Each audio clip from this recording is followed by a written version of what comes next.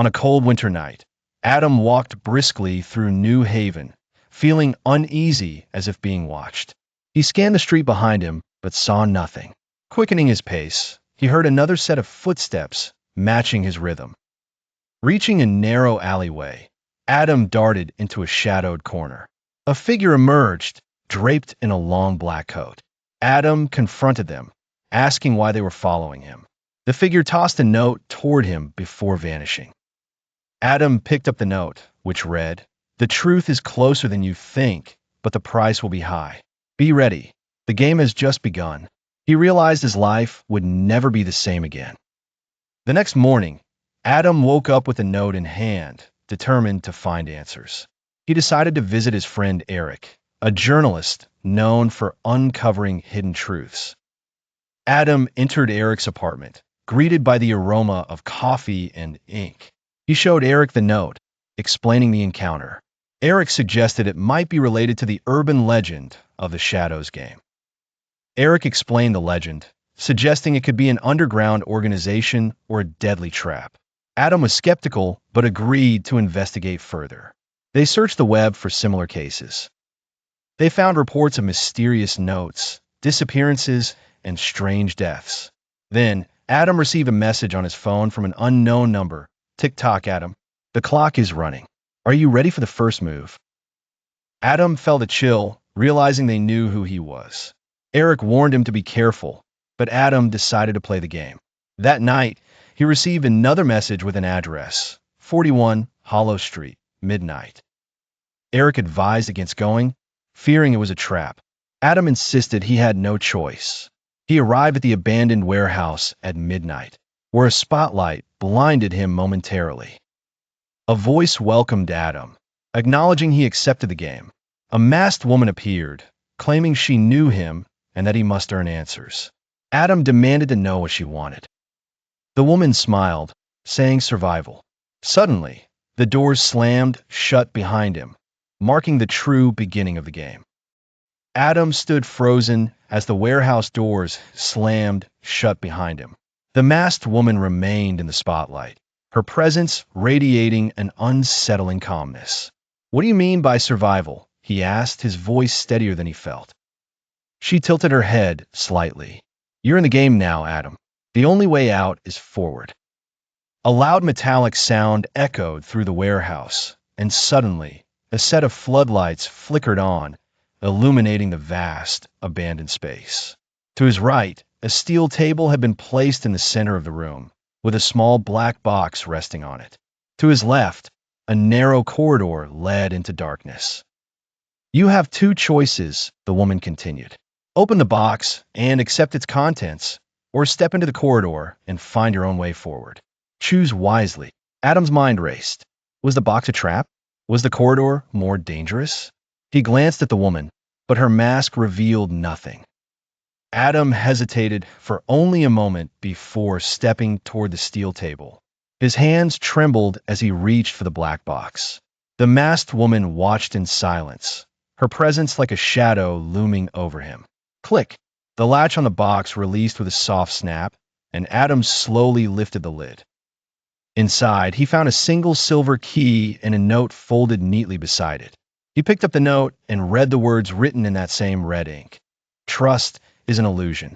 The path you take defines your fate." His eyes flickered toward the corridor. Was this key meant to help him escape? "Interesting choice," the woman murmured, her voice echoing through the warehouse. "Now, let's see if you can survive it."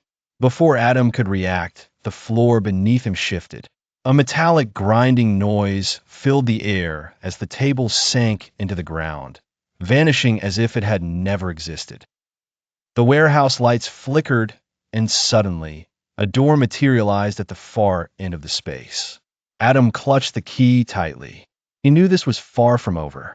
Taking a deep breath, he stepped forward, ready to face whatever lay beyond. The door creaked open, revealing a dimly lit hallway.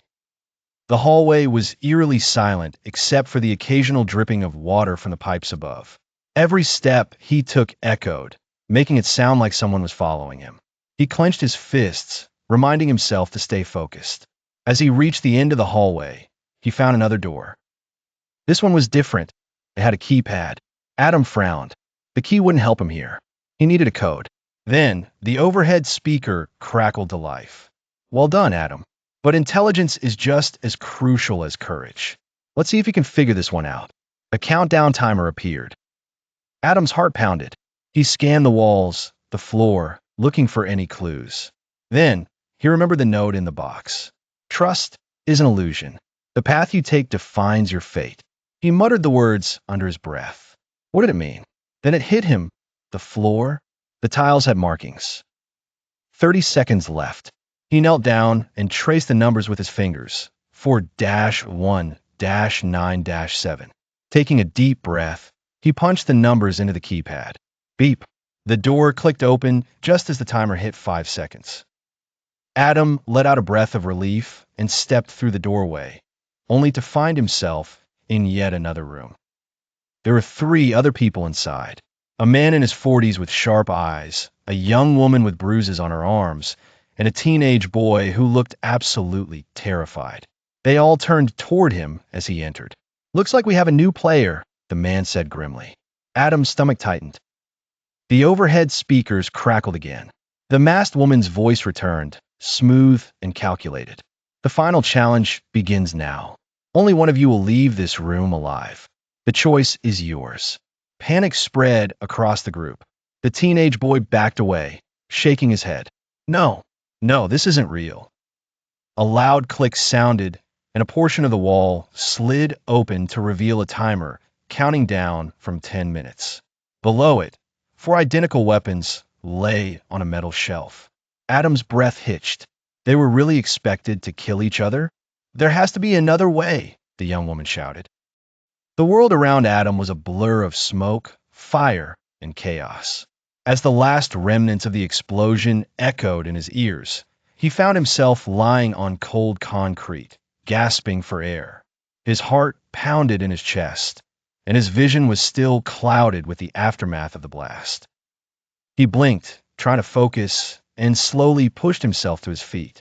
The young woman and the boy were nearby, both looking shaken but alive. They had made it out of the fire, but where were they now? What was this new place? We need to keep moving, the woman said. Her voice was shaky but determined. Her eyes were wide with fear, but there was a spark of survival in them. She grabbed Adam's arm, urging him forward. Adam nodded, wiping the sweat from his brow. Where are we? He asked, looking around. The hallway they were in was narrow and dimly lit. The walls were covered in peeling paint, and there was a damp smell in the air. This place felt even more desolate than the last. I don't know, the boy muttered, his voice barely above a whisper. He was holding his side, looking exhausted, but there was a sense of relief in his eyes. But I don't think we're supposed to be here. Adam didn't have time to question it. He had to keep moving, keep fighting for survival. The game wasn't over. He could feel it in his bones. They moved cautiously through the hallway, their footsteps echoing in the silence. Every corner they turned seemed to lead them deeper into the unknown, and with each step, the weight of their situation grew heavier. This place felt like a maze, designed to keep them trapped. Then ahead they saw something, a door slightly ajar, a flickering light from within. Should we check it out? The woman asked, her voice low. Adam looked at her, then at the boy. They were all in this together now. There was no turning back. We have no choice, he said. They approached the door cautiously, Adam's hand gripping the handle. The moment he opened it, a wave of cold air hit him. The room beyond was enormous, its walls lined with old machinery and strange, unidentifiable equipment. At the center of the room was a pedestal, and on it rested something covered by a dark cloth. As Adam stepped inside, the door slammed shut behind them. A voice echoed from the speakers in the corner of the room. Welcome to the final test. The group froze. The voice was unmistakable. It was the masked woman, the orchestrator of their nightmare. You've come far, Adam, she said, her voice dripping with cold amusement. But this is the end game. Only one will survive. You must choose now. Fight for your life, or trust your instincts and escape. But know this, the choice you make will decide everything. Adam's heart sank. This was it. The game had led them here, and now would be the ultimate test. He turned to the others. We don't have to fight. There's always another way. The woman's voice crackled through the speakers again. You think you have time? You have 5 minutes. After that, the game will end, and you will all be terminated. The countdown began. The seconds ticked away relentlessly. Adam's mind raced. Was there a way out? Was there any hope left? Suddenly, the boy stepped forward. His eyes were filled with determination, his earlier fear gone. We can't keep running. If we want to survive, we have to play. No, Adam shouted, grabbing the boy's arm. Don't do this. But it was too late. The boy grabbed one of the weapons from the pedestal and pointed it at Adam. The woman's laughter echoed through the room. So it begins. Adam's pulse raced as the boy advanced. He didn't want to fight. He didn't want to hurt anyone. But he couldn't let the boy go through with this. He had to stop him. The woman's voice boomed over the speakers. Choose wisely, Adam. One life for another, or none at all. In a split second, Adam made his move. He tackled the boy, knocking the weapon from his hand. The young woman screamed as the two struggled on the floor, but Adam didn't stop. He had to end this, once and for all. Just as he managed to disarm the boy, the timer hit 0. A loud beep filled the room, followed by an ominous silence.